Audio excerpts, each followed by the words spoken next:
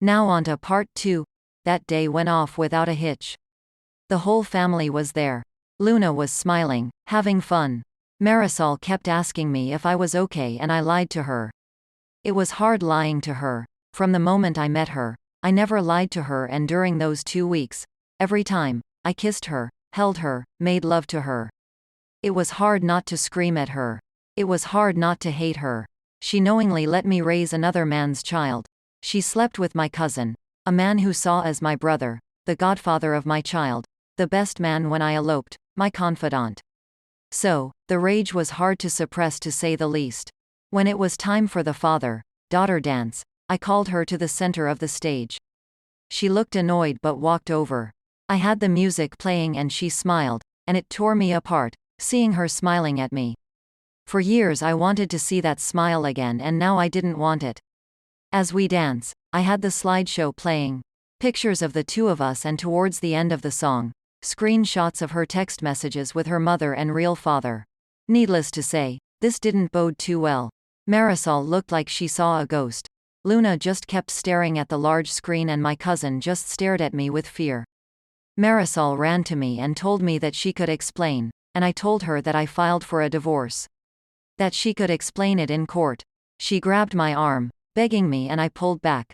I told Luna that I busted my ass to give the world, and now she doesn't deserve it. I began to walk out, but not before telling my cousin that every time I see him, I'm going to knock him out. Then I knocked him out. The aftermath was harsh. Marisol and Luna were at my grandmother's apartment.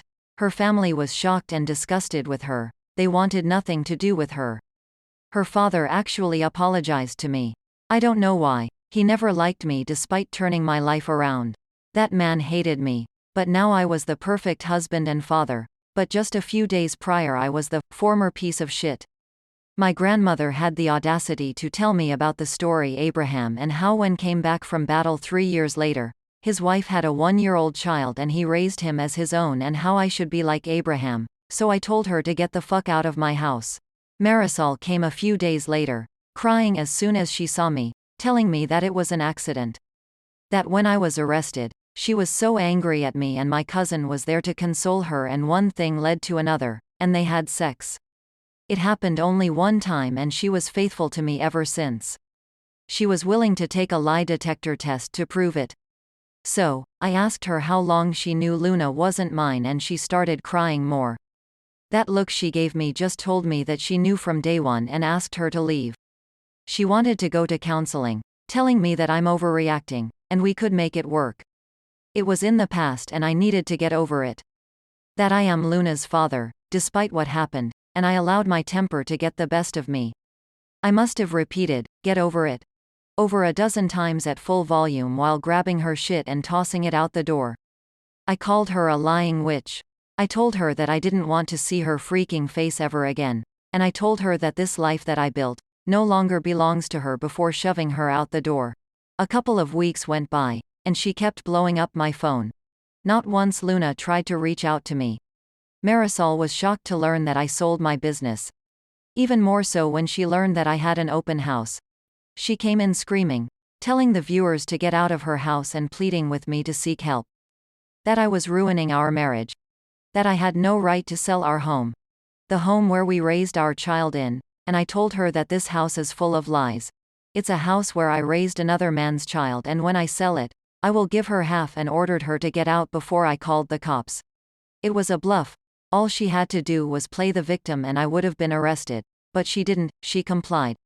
Shortly after this my cousin came to talk to me and I knocked him out, dragged him outside and closed the door. I refused mediation. Marisol wanted to reconcile, but I didn't. I wanted a divorce and my attorney filed for a fast-track divorce, and in 3 months we were in the Nassau County Courthouse. I barely spoke to anyone during that time. I read horror stories about the court system, especially during divorce proceedings, but I didn't have that. I had a female judge who was very fair. My attorney took care of everything. First, Marisol's lawyer tried to talk about my past when I was in a gang, as if my past barred a reason for me to be a terrible husband and father. But my attorney quickly smacked that down, and the judge reprimanded her attorney for trying to shame someone who turned their life around. My attorney presented all the evidence and offered a lump sum alimony payment with the pending sales of the house and business. At first Marisol kept asking me to reconsider, but I ignored her, and when she finally realized that I'm not budging, she agreed. Yet the real surprise happened when it came to child support. My attorney presented all of the text messages from Luna's conversation with Marisol, showing that not only Luna knew I am not her father, but she cannot wait to be with her real father, saying that she no longer has to live a lie. Marisol was completely caught by surprise from this. Then my attorney filed a motion to have my name removed from Luna's birth certificate, have my last name removed, as well as not being responsible for any child support since all parties agree that my cousin was her father. Marisol was shocked by this. She yelled at me, begged me not to do this to Luna, that I am her father because I raised her, and as pathetic as I may sound right now, but if Luna didn't act that way towards me, if she didn't say those things, I would have agreed. There were moments that I wanted to reach out and try to make it work, but then I would look at Luna's continuing text messages to her friends, her real father and mother, and I refocus on my resolve. Till this day, I don't know what hurts the most. Being lied to by a woman who you thought was the love of your life, or having a child who you tried to make their lives better, to give them the world, just toss you aside like trash. The judge was quiet for a long while, reading page after page after page of the text messages. In the end, she agreed. I was not financially responsible for Luna and my name could be removed. My attorney also files a motion for the courts to go after my cousin to pay for child support, and a motion to sue my cousin in civil court for all the money I have spent raising Luna. The private schools, dance classes, Girl Scouts, horseback lessons. Everything I have ever spent on that child, and after my attorney explained to the judge that my cousin committed fraud for knowingly allowing me to raise his daughter and not offer any financial support or assistance. It was a Hail Mary, and the damn judge agreed. I didn't bother looking at Marisol when the judge made her decision. I didn't bother listening to her as I walked out the courthouse.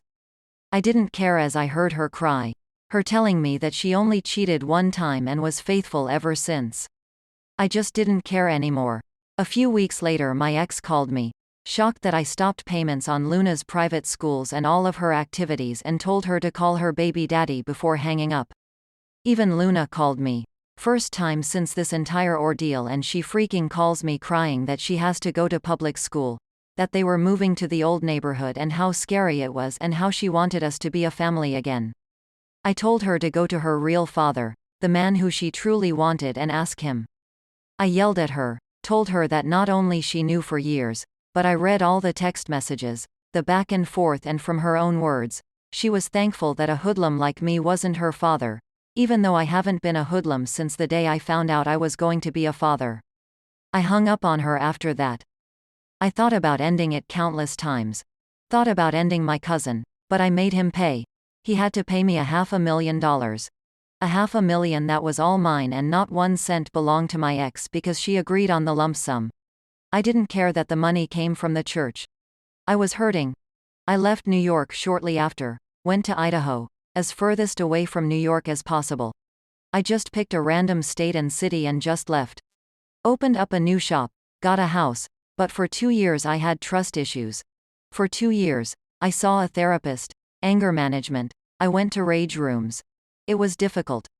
Until I found myself going back to church, and ironically that was where I met my fiancé.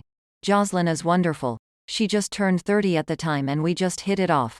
I told her everything that happened to me. I explained to her that I'm going to have trust issues, and she understood. A year later, she told me that I was going to be a dad and insisted that for me to have a DNA test, just so I can have peace of mind. I forgot what it felt like to be happy again, and when my son was born, I was overjoyed. I called my grandmother for the first time in years. She cried, and when I told her about my son, she insisted that I come to New York so she could meet her great-grandchild, guilt-tripping me by saying that she's 90 and would like to see me one more time, and I agreed. End of part 2. Part 3 coming soon.